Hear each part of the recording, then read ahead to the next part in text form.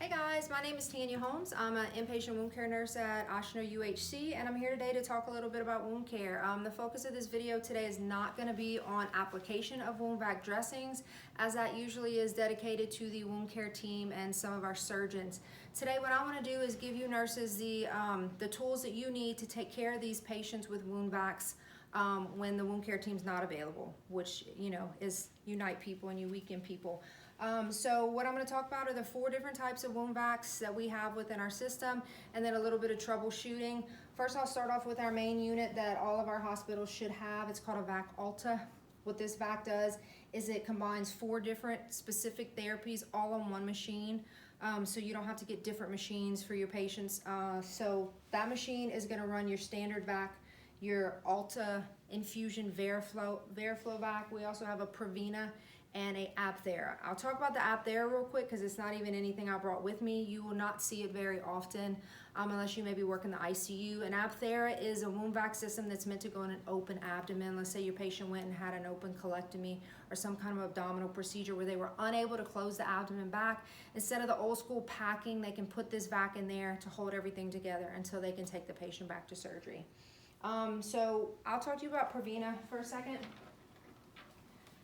You may or may not be familiar with this. Provina, think of purple, P for Provina. This is gonna be an incisional management vac. This does not go over an open wound with any depth. This is going over an incision. This goes directly over staples or sutures, maybe your sternal wounds, your paniculectomy wounds, maybe some of your C-section, anything that's at high risk for dehiscence. This dressing is going to do a lot of fantastic things. It's going to collect all the drainage so you don't have any maceration. It's going to have negative pressure at the site that's going to help the edges hold and kind of prevent some of those seroma and hematoma complications that we may have. So this nice little thing, I'm going to show you guys. Give me a second to hook it up and show you what it actually does so you can see what's happening underneath the surface. Let's see.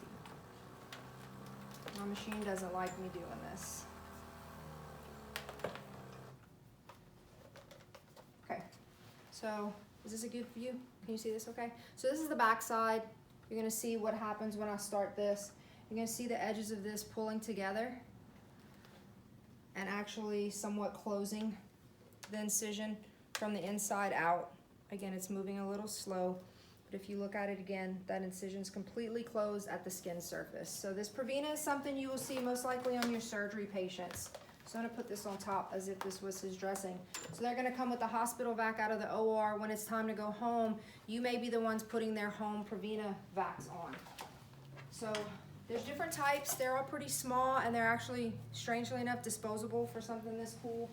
So what you're gonna end up doing is just unhooking them from this machine and hooking them to this machine. It's very easy. It's kind of a lure lock system and there's one power button. Surgery will probably be assisting you with this, but just in case you guys see this so you aren't like, oh my God, I've never seen that before. So Provina, incisional management, I highly encourage it. I've seen a lot of decrease in complications with the use of this. A couple more things you might see. Sorry, guy. Home vac. If your patient's going home with a wound vac, again, this is going to be the role of the wound care team to initiate and do this, but you may be the one placing it on them. It's a small unit, just like the other one. You're going to turn it on. There's a canister, and you're going to connect it to your patient. They will require some sort of education, so if that's something that we know ahead of time, again, the wound care team could be coming to facilitate that. But they may call and say, hey, whenever your patient leaves, can you take them off the big vac, put them on their home vac? I left it at the bedside. You want to be able to say, okay, I learned about that. That's easy. Just turn it on and hook them up. The last therapy most of you won't see, but I think it's super cool, so I just want to show you guys. It's called a Snapback. It's mechanical negative pressure. Kind of think of like a hemovac or a JP drain concept to a wound vac. It's an all-in-one dressing. However, it can't handle really big wounds or high draining wounds just because it doesn't have the capacity. But what it has is this piece that you're going to push down, and it's going to suction down and give you that negative pressure, and then the drainage is going to come through this tubing into this canister. Again, you don't have very much. It comes with a nice strap that you can put to the arm or the leg. There is a patient population that this works really well in, but you may or may not see it inpatient.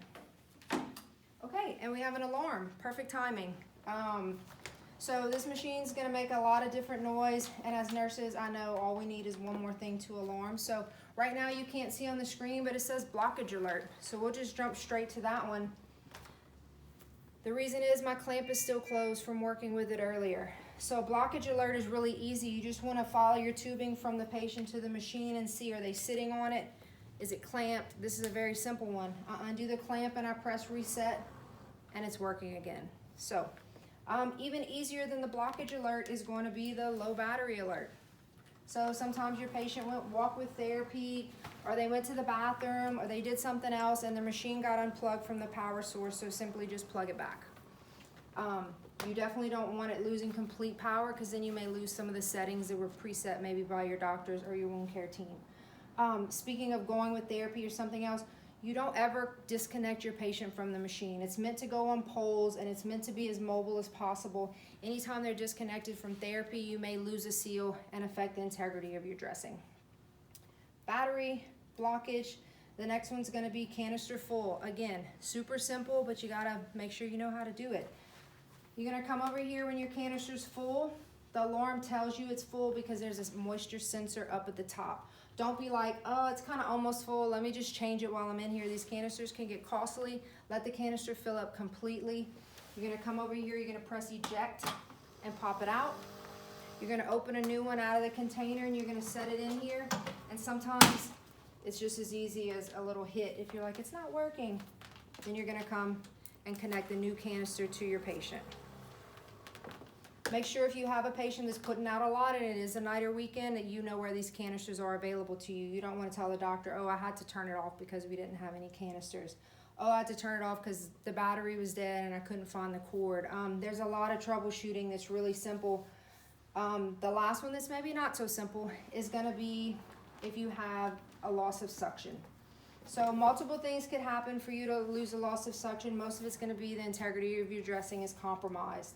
Usually it's one that's maybe on the sacrum and the patient moved around on the bed, or it's just in a weird spot that moves. So I'm gonna pretend that the edge of my dressing got pulled up. You go in there, you don't know how or why, but this happened. This is not an emergency. You don't need to call anyone. You guys can handle this, okay? Most of our facilities have what I call a package, I'm not sure what word I was gonna use, to actually patch this up. Patching kit. There it is. It's going to come with an individual track pad and some drape without wasting a sponge. So all you got to do is seal this up. The first thing you want to do is all this that's left over and not helping anymore, you actually want to trim that off. It'll get you a much better seal. Then you want to take a new piece of drape that you should have extra at bedside. If you don't, a regular Tegaderm like you would put over an IV or central line would suffice until you get some help. These drapes have a number 1, number 2 to tell you which way to put them on. I don't know if you can hear my machine making noise because it's trying to find a seal. And as soon as I seal this up, it's going to get quiet and this dressing is going to go back down. So patching should be pretty easy for you guys. The other thing, if you've got some really mobile patients and they're getting up or doing whatever and the whole track pad comes off. They forgot they were hooked to a machine. The whole track pad comes off. Can you take Tegaderm and kind of put this back on them? Most likely not. So luckily that same kit's gonna come with a brand new track pad. You take off the sticky and stick a brand new one on here, okay? The last thing I'm gonna talk about is if you have a leak with the Veriflow system. So now you have an air leak and there's water pouring out. So you can't just trim it and put a new piece because that's not gonna work anymore with the water coming out. So what you can do, even though you've got Veriflow going, which was preset in this machine by the wound care team to do maybe 50 milliliters of saline every hour to sit for 10 minutes. You don't need to know that part, they've got that part. All you've got to do is make sure when your fluids are low, you spike a new bag, whatever fluids are ordered. When your canister's full, you put a new canister on there. With that leak, you're now going to clamp off your fluid port. This is the smaller IV looking tubing. You're going to clamp that off. You're going to press stop and go to therapy settings. Where you once picked Veriflow, you're going to go to standard vac. And what that's doing is it's getting rid of the water component completely without having to take your whole dressing off. So now when I press start and this has been clamped, I'm now just down to regular negative pressure until someone like the wound care team or the physicians can come back to address this. The last thing I'm going to say about wound vac therapy that I just want you all to keep in mind is the patient's nutritional status. All the stuff that's getting sucked out into this canister holds a lot of serum protein, so it's really important that these patients are getting their pre-albumins checked and that they are getting supplements. So that's something you can get the help of your dietitian on. I hope you guys learned a little bit today. I know this can be a lot when you've got multiple patients and a lot of things going on, but as a team, we can be successful with vac therapy because it is usually the patient's ultimate chance at a quicker healing. It's going to work better than any kind of wet to dry or any other dressing. But like I said, wound care is not available 24/7. So as nurses, you know, it's something that we need you guys' help with. So ahead of time, thank you for all your help with our patients and have a good day.